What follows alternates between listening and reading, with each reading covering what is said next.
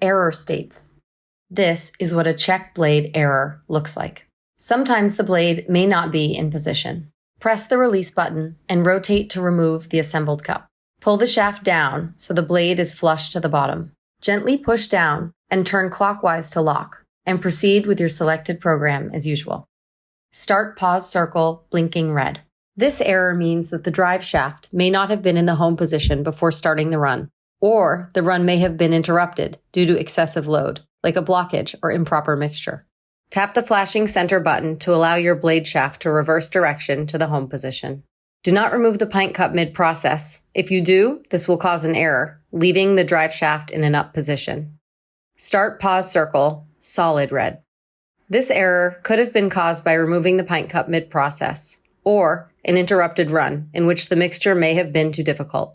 To correct this, remove the blade block from the cup and attach it to an empty cup.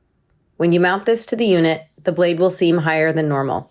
That's okay. The start button will now be flashing red. Press the start button to send the blade back to its home position. If the progress ring lights are solid red, call customer service for assistance.